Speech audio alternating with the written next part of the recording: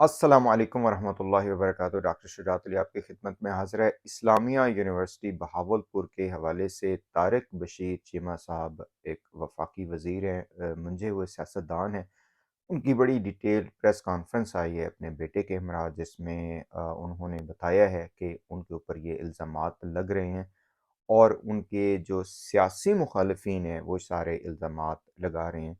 सुनने वाली press conference है ये कि जिसमें उन्होंने कहा कि उनके सियासी मुखालिफिन इस तरह के हथकंडे यूज़ करते रहते हैं और इस मर्तबा बहुत अनफॉर्चुनेट चीज़ ये हुई है कि इन्होंने 20 से 25 हज़ार तालिबात का मुस्तकबिल जो है वो दांव पर लगा दिया है। तारिक बशीर चीमा साहब काफ़ी गुस्से में नज़र आए और उन्होंने कहा कि अगर इनके पास कोई ऐसी वीडियो है जिसमें उनके बेटे की इन्वॉल्वमेंट है, जिसका नाम आई बिलीव वली दाद है, या कुछ और इनके पास सबूत है तो वो लाएं।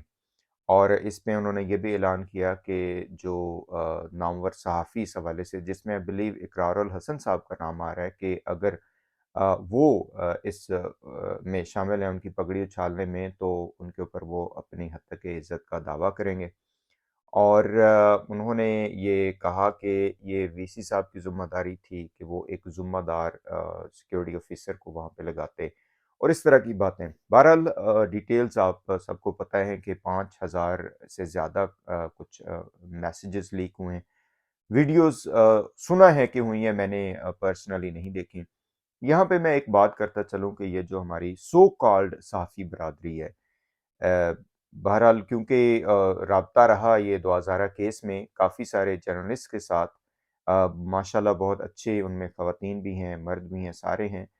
लेकिन अजीब किस्म का एक मैं समझता हूँ कि माइंडसेट है, स्पेसिफ़िकली यूट्यूब के हवाले से, कि ये जो हमारी साफ़ी बरादरी है, कहने को जर्नलिस्ट हैं लेकिन ऐसी-ऐसी ये फड़े मारते हैं और इस तरह के थंबनेल लगाते हैं, कुछ तो जिनका ज़ाहिर है वो थंबनेल सामने आते रहते हैं और वो चैनल भी बड़े-बड़े हैं।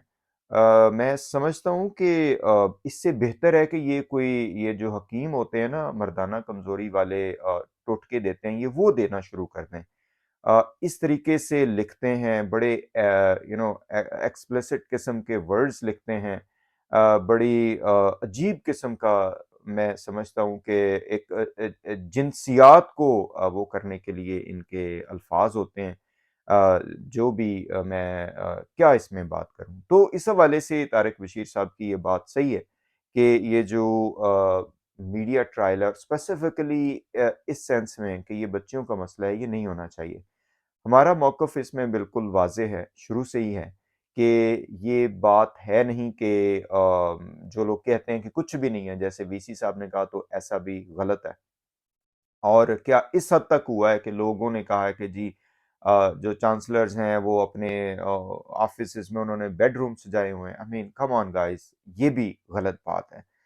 तो इसमें होना क्या चाहिए? इसमें डॉक्टर जावेद इकबाल साहब का बड़ा अच्छा तज्ज़िया आया है, जिसमें उन्होंने कहा है कि बेहतरीन तरीका ये है कि इसमें थर्ड पार्टी जो है वो फ़ौरन से पहले वो करे, क्या उसे कहना चाहिए कि इसके ऊपर तहकीकात करे और इसको जनाब ला के लोगों के सामने रखे चीज़ों को।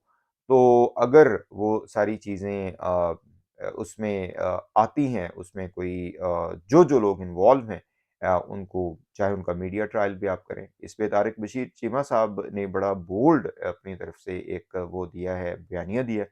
उन्होंने कहा जी कि अगर मेरी इन्वॉल्वमेंट या मेरे बेटे की किसी भी तरह से हम लोगों की इन्वॉल्वमेंट है, तो आप चौराहे में हमारी पगड़ी ज़रूर उछालें, लेकिन ऐसे नहीं उछालें जैसे उन्होंने कहा। तारिक बशीर चीमा साहब चूँकि भावलपुर, मैं खुद रहा हूँ उस एरिया में, देखा है मैंने, बड़े मंझे हुए सियासतदान हैं और पर्सनली मैंने देखा है कि उस एरिया की डेवलपमेंट के लिए उन्होंने काफ़ी काम किया है। ये जो तहसील यज़मान और ये सारे एरियाज़ जो हैं उनकी अच्छी इन्होंने डेवलपमेंट की है। तो बिल्कुल इसमें पॉसिबिलिटी है कि ये मुखालिफिन हों जिन्होंने ये सारा काम किया। अच्छा, इसमें उन्होंने एक मज़े की बात ये की कि वो कहते हैं जी 4-5 लोग हैं, मुझे उनका पता है।